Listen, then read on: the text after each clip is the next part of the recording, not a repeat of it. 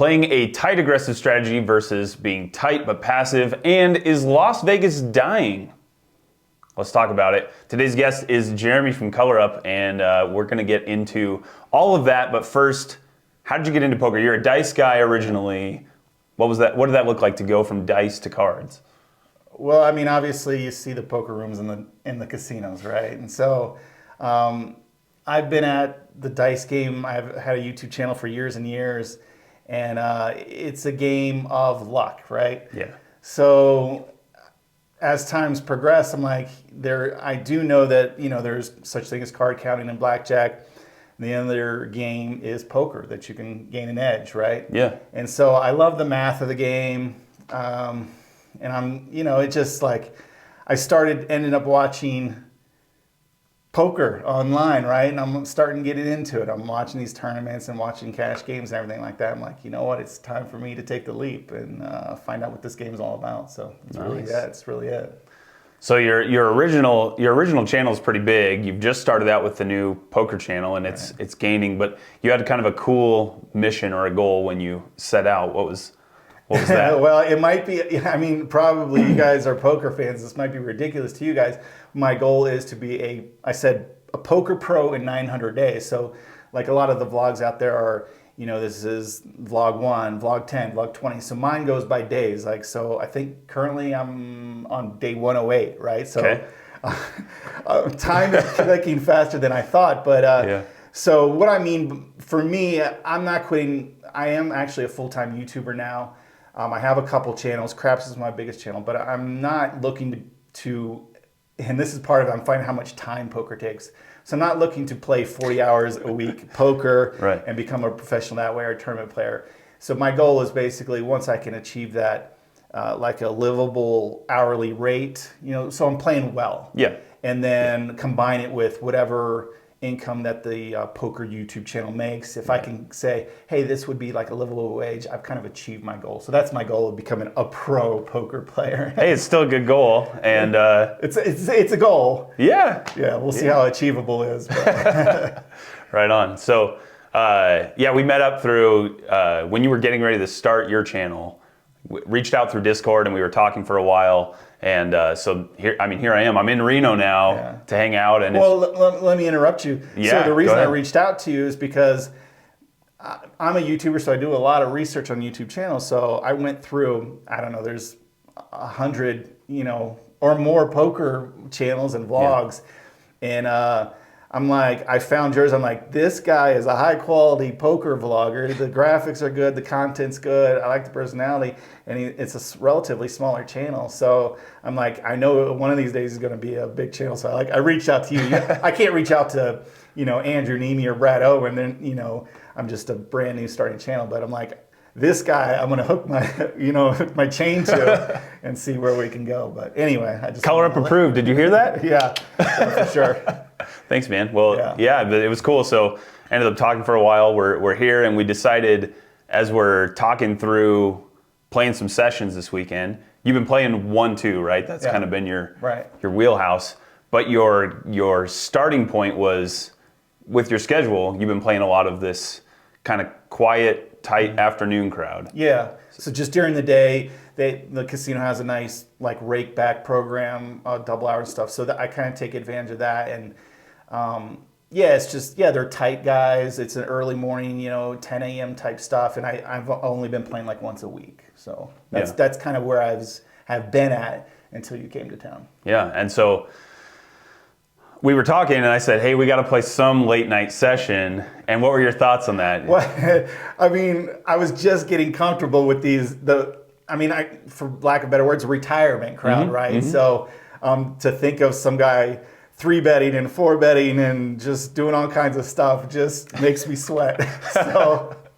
So there are a lot of nerves coming in, but on the way to our first session, we're spending some time. We're kind of talking through being tight aggressive versus tight and passive and what that looks like.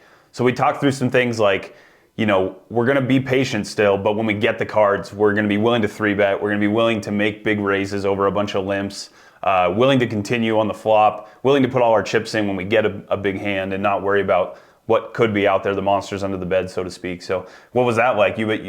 Tell me about your results. You've had a good weekend. With these guys, I've been tight passives, which has not been working out for me. I've been losing 7 sessions. I think my biggest win was maybe $60 because I'd wait for the good cards, and then anything would scare me off. And I would, I'd bet I'd make a continuation bet of $10 or something like this, right? So you said, wait for the good cards. When you have the good cards, open big, continuation, bigger, and put some pressure on them. Yeah. Because you have the good cards to start with, and they may not, especially with these newer crowds, right? Yeah. And so, I mean, maybe you just brought me some luck or something, but let's see, I played a session. So I still buying in for 200, which is a little small for the games, especially like at the Peppermill. We played here at the Peppermill, and I won $160 profit, so cash out $360. We went to the GSR. It was the night crowd at the GSR. And again, 160, exactly the same. Nice. And then let's see, last night, yesterday morning? It was yesterday. Yesterday afternoon, yeah. Yeah, so yesterday it was a big one, so I won almost 500 profit, so it was like 480 or something like that. So, yeah, and it was just funny to see how people would keep calling you. And I'm like, what are you calling with? Because I got it. Sometimes I actually didn't. It was nice because I didn't always have it. But because I was aggressive, made a bigger continuation bet, they, folded or whatever. Yeah. I picked up good sized pots that way. Just kind of, I think I doubled up. Like yesterday, the big session, I doubled up once, but after that, it was just chipping away and ended up with, nearly $500 profit by just, it wasn't nothing huge. It was just taking these people's money little by little. So it was encouraging. Cool. And hopefully it's not just luck. I know part of it is luck, part of it's skill and decision. Yeah. But obviously I'm having a good run, I guess is what they call it. Right. You'll get that positive variance, but the change in strategy obviously is paying off for you in a big way. So that's really cool. All right. So your pre-flop strategy hasn't changed too much as far as the cards you're playing, but when you get them, you're pushing a lot more. You're being more aggressive. And that's paying you off both when you have it and when you don't. Right. Like you said, on the way up here, we were just driving up here, and we were talking kind of through. Your question was, well, now what do I do? Like if I'm card dead and my image changes, then how does that play? And I think it's an interesting question. This happened to me last night, and it didn't work for me, but it usually will work if you sit there and fold for say 2 hours. People are assuming that you're playing on the tighter side, right? You're looking for aces and kings and queens and those things, especially if you sit down and you're card dead for the first significant amount of time. And so your question was kind of like, when do I sprinkle in the other stuff? Right. I think it's a good question. And if I was to try to give you guys like just a thought on where that is, if you don't just want to start playing junk, like you don't just want to pick up, say like, 9-7 offsuit from middle position and be like, all right, this is the closest thing I've had to a good hand, let's go. But when you get to like maybe the button and you get some hands that are kind of the bottom parts of your range and you decide to, hey, you know what? I'm going to choose to like 3-bet with a 7-8 suited because I've folded for 2 hours straight and this person in front of me views me as a tight player. You have to know that the player is actually paying attention enough and that they're going to recognize that you've been folding for 2 hours. But if you find that player and you 3-bet them, most people are going to be like, okay, he's folded for 2 hours. I'm not calling. Right, like that. Unless they have the goods, they're not calling you. So, I wouldn't get too out of line or too wild. But I tried this last night, and you'll get to see it on one of the vlog episodes. Yeah, you described it to me. It's pretty good.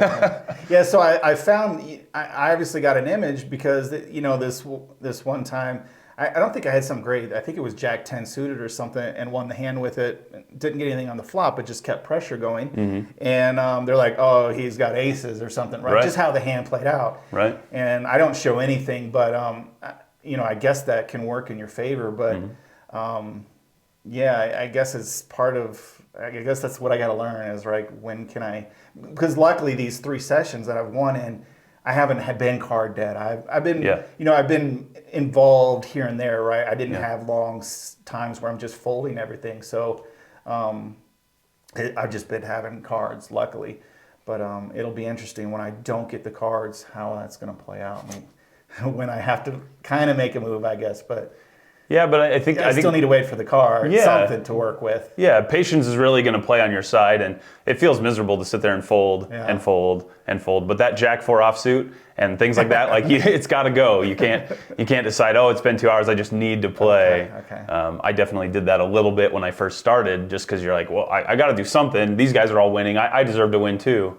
But it tends to backfire when we press because we're like feeling like we're owed or we're due.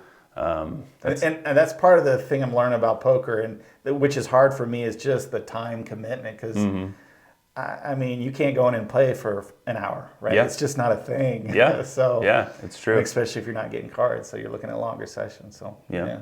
And one of the things to think about too, like the only reason we open things, if you were to take the blinds away in a game, the only hand you should theoretically play, you should just fold until you get aces. Because you have no incentive. There's nothing to pick up by putting money into the pot. So if there were no blinds, essentially we would just all fold until we hit aces, right? And so by putting the blinds out there, it incentivizes us to get some money involved, get going. But we don't want to just like start pursuing it. It's only $2 that's in the pot, right? There's not enough to pick up for us to press really hard. So yeah, well, that is one thing I've done too. Is so. I think it's an internet thing where, because I have played some online, and usually, you know, everyone I've watched on YouTube, right? This is how I learn how to play poker. I'm starting to read some books, but it's like your opening size like 3 times, right? So 1, 2, and I'm playing like pennies is, you know, $6 or 6 cents or $6. I've been at the table, which is a good standard opening, I guess, for the math and for online. But in real casinos, you know, they tend to open a little bigger, you know, $10, $15 somewhere in there. And so, you know, the $6 is usually not going to cut it. Because I didn't know what was happening when I was playing with the crowd, the morning crowd, I'd put in $6 and I'd still get 5 people in the pot. And I'm like, I thought that wasn't supposed to work, right? But now I'm learning, like, well, you know what, it's not, if it's not working, I mean, it could work, I guess, in some tables, but you can't play with 5 players on the flop, so you have to adjust. So I'm seeing that, I guess. And a lot of times you want to find a sizing that puts pressure, so you get some folds, but you're going to still get some calls from worse hands. You want to kind of find that balance, and if your table calls you every time, obviously you got to step up. I think a lot of times what happens is, like in a live game, people are showing up to the casino. This is their hobby. They want to gamble. They want to kind of like see flops and be a part of it. So your $6 is not a deterrent, and your $8 is not a deterrent. At 10, they start to think about it. At 12, they start to really go, okay, this is a little too much for my 7-9 offsuit or whatever. And so the larger you're making it, if they continue to call you, they're making a larger mistake, right? If you have, say, pocket kings, just playing the premium hands, you're playing premium hands, and they're choosing to show up with these lesser hands because they just are impatient. They don't want to wait. It's a bigger and bigger mistake the larger your open is. So if you try, as you guys are playing with that, just try to find a balance in that, where you go, okay, this is kind of the limit of what they'll overcall with garbage, and then fine tune into where that you get some respect, but not so much that no one ever calls you and you're overexposing yourself. If you always open to $20 in a 1-2 game, we're obviously overexposing ourselves. But can I ask you?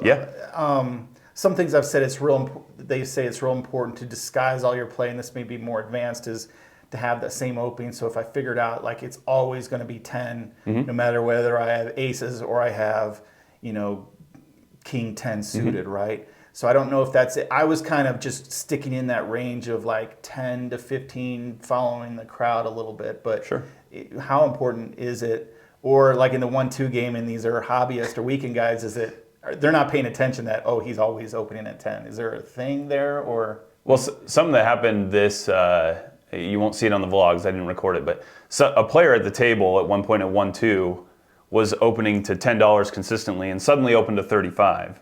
Okay. So it's a pretty obvious sign that this person has found their aces, right? Whereas, you know, if you go from, say, 10 to 12, not that you should look to change it, but if you make a small change like that, most people aren't going to recognize that you've made a small change. That said, I wouldn't push into a huge change on your bet sizes. I would try to kind of lock in on what your typical raise is, and then you're just looking to add on for each limper in front. If you're out of position, I tend to bet a little bit more. If you're in position, you can go a little bit on the smaller side. So, for example, when you're playing this game, and maybe your standard open in a 1-2 would be like $10 or something along that after some trial and error. But you get around, it folds all the way to you, you're on the button. Maybe you make it $8. You can size down a little bit because you're expanding your range on the button. You don't have to go as big. You only got to get through 2 players. And so in those situations, I might size down slightly. When I'm early position, I will actually add a big blind just because you don't really want people playing behind you, right? Right.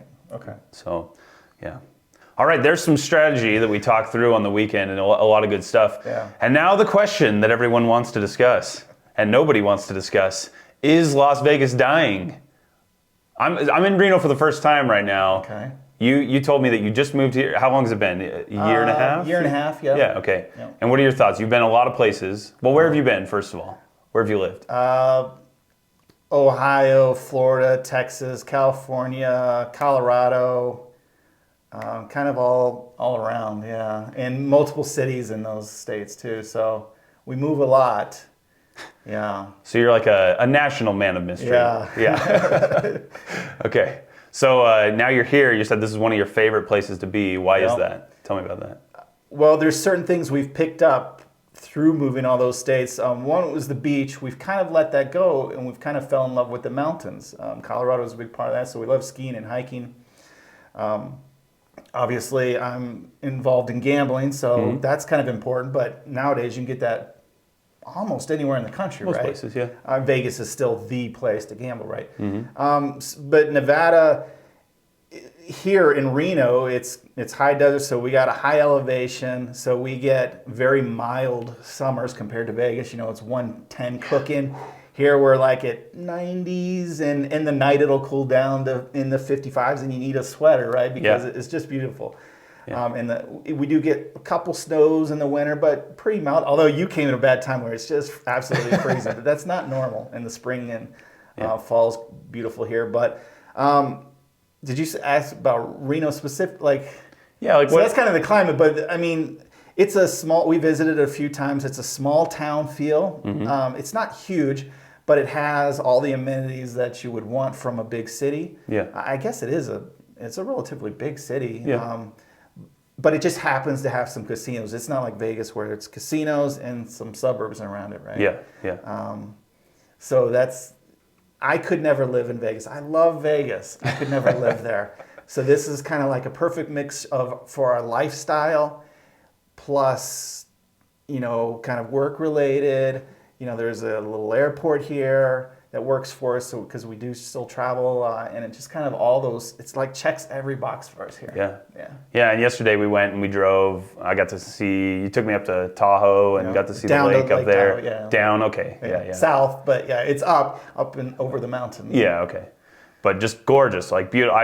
My dad used to talk about skiing up here as a kid and all that, and so it was cool to actually see it and just so impressive. Like just beautiful area, so really neat. It's been fun to be here. And okay, so I've been going to Vegas for a long time, and I do really enjoy Vegas still. And I mean, you can see I got a Golden Knights hat on and everything. Like it's a fun town. It's a neat place to be. But over the years, I've noticed it change quite a bit to where when I first started going, it was fairly affordable. Lots of there was free parking. The rooms were cheap. The food wasn't that bad. All that stuff. And over time, I've just noticed a change where it gets more and more expensive every time.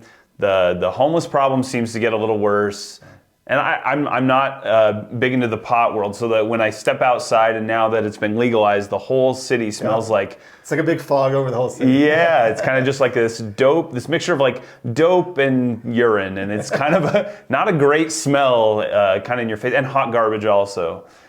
So when you're in the casinos, it's a nice place. It's great to meet up. There's always poker, so I do like Las Vegas.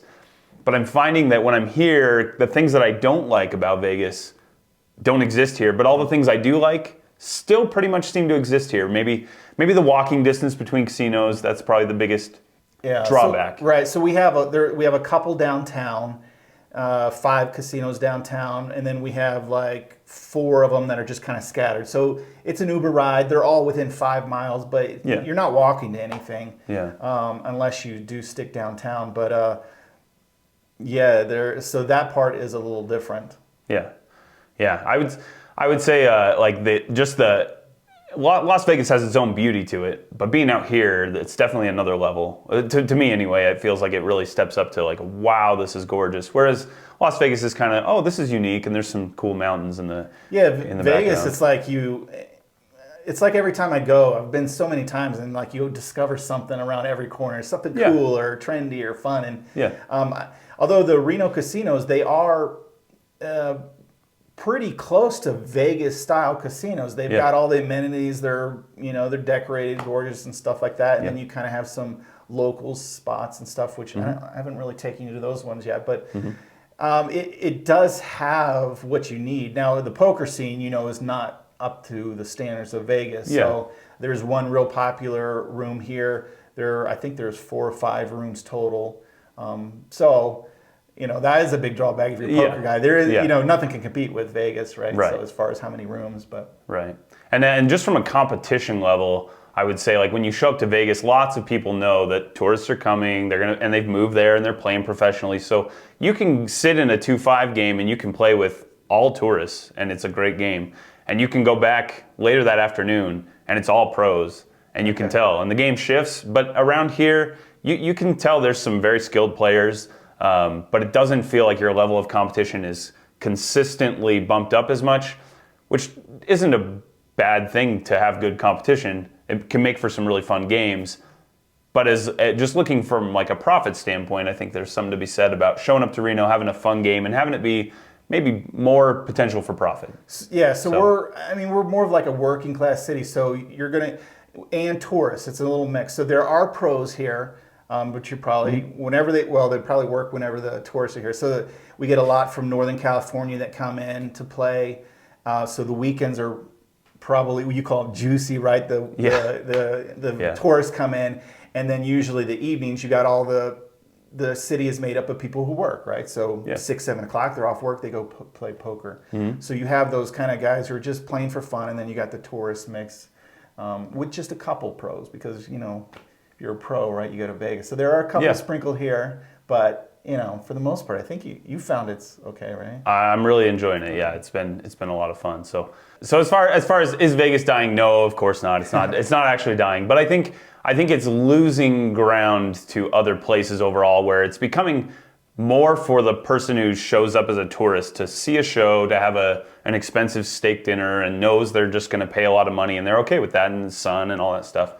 And the poker side and the gambling side seems to be kind of going, I don't want to say downhill too much. There's a lot of good things going on in Vegas, but I see some, like the beauty of showing up there and having a cheap trip where you just get to play a lot of poker. It doesn't really exist anymore, and that's unfortunate. But there's still a lot of good there. Yeah, well, and then I mean everything's 6 to 5 blackjack, right? You got all the table minimums, like here in town, you 10, 15, right, or across the country. Yeah. And Vegas is like 25, 50, 100 for table games. Yeah.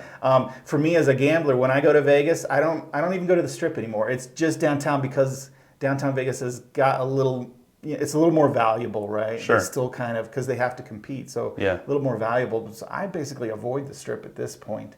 It's a little wild down there, but that's kind of fun in doses. Like 4 days max for me in Vegas, and I'm done. Sure. There's just so much stimuli going on, but for me, even Vegas, for me, it's just downtown Vegas at this point, just because of the lack of value on the Strip. It just it's non-existent almost. Yeah, I would agree. The $4.95 or $4 or $5 water, and it's tough. $30, $40 burger. It's just. I played a tournament down there. I won't say which casino, but I played a tournament. Okay. And I was on break on one of the levels. I went to like one of the little quick shop things and bought a power bar or something, and pulled out a $5 bill, assuming like, all right, I'm going to overpay for this. It'll be $5. I think it was like $8. And the guy said, "Welcome to Adult Disneyland." And I just thought, oh, am I really going to pay $8 for a stupid power bar? But hey. You got to, welcome to Adult Disneyland. Okay, so when you're in Vegas and let's talk the crap side of it. Do you have a place you like to throw dice more than any other? Because I'm a low roller, people who watch my channel know that there actually do exist $5 tables. They're Ellis Islands, they're Jerry's Nugget, they're they're off strip places, right, or locals casinos. There's some 10s I'll play, and even on the edges, like Tropicana, Sahara, on the very edges of the strips, right? Sure. But a lot of the tables they're like daytime. Usually, how it works with craps is like the daytime, you'll have your lowest limit, and then nights and weekends, and they go up. So the lowest on the strip is like 25, and then on nights and weekends it'll be 50, 100. So in craps, it's a game where you got to make a few bets at it once. You don't have to, but that's kind of how it works. So $50 table, you've got $400 per hand or per roll basically at risk, and that could last 30 seconds. So I mean, to play that game, you're buying in for 5-10 grand for a session that may last an hour or two. It's completely different than poker. And then because it's a game of chance, it's up to the dice gods whether you win or lose. It's not like you have any effect on the game. So that's how craps is. So there are places around town, but mostly I go downtown. You can get $10 tables during the day, because I'll just play in the day and have enjoyment or do things at night, because everything goes more expensive. But there is still some value. But that's how I look at it. Cool. Yeah. Cool. Well, thanks. This was fun. Tell everybody where they can find you. So you got multiple channels. So where should they look to find you if they want to connect with you? Just Color Up. I think I have. Yeah, Color Up is my main channel, and it's all about craps. So if you're a big craps fan, and then Color Up Poker is now my new venture. Yeah. I'm trying to be like Potato Poker. Right on. Well, thanks. This was fun, and thanks guys for watching. We'll see you next time.